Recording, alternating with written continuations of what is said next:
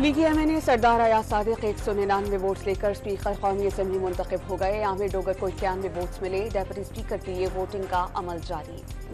Mandate चुरा कर ऐवान का तकद्दुस कैसे बरकरार रहेगा? सुन्नी इत्तेहाद काउंसिल के रहनुमा डॉक्टर आमिर ने फॉर्म 45 के मुताबिक निशस्तें वापस मांग ली।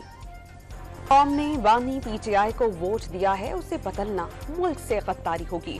पार्लियामेंट करारदाद लाए के फैसले ऐवान में होंगे। महमूद अचकजई का खिताब।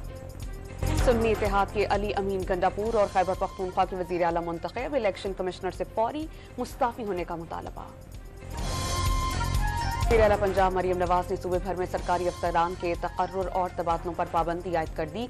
इंतहाई जरूरी तबादले के लिए वज़ीर आला की इजाजत लाजमी दरकार। इंसदाद दहशतगर्दी अदालत लाहौर ने बानी पीटीआई के 4 मुकदमात में 5-5 लाख रुपए के मुचलकों के एवज अबूरी जमानतें कंफर्म कर दी।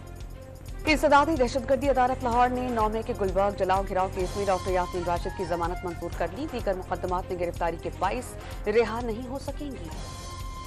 डिप्टी कमिश्नर इस्लामाबाद और एसएसपी ऑपरेशंस ने तौहीन अदालत केस में सजा चैलेंज कर दी। इस्लामाबाद हाई कोर्ट में अपीलों पर समाअत 4 मार्च को होगी। सहाफी इमरान रियाज की एंटी करप्शन के मुकदमे में 1 लाख रुपए के मुचलके के एवज जमानत मंजूर। एंटी करप्शन कोर्ट लाहौर ने रिहाई का हुक्म दे दिया। पाकिस्तान ने मकबूजा कश्मीर में मुस्लिम कॉन्फ्रेंस के धड़ों पर भारत की जानिब से पाबंदी आयद करने का फैसला मुस्तरद कर दिया।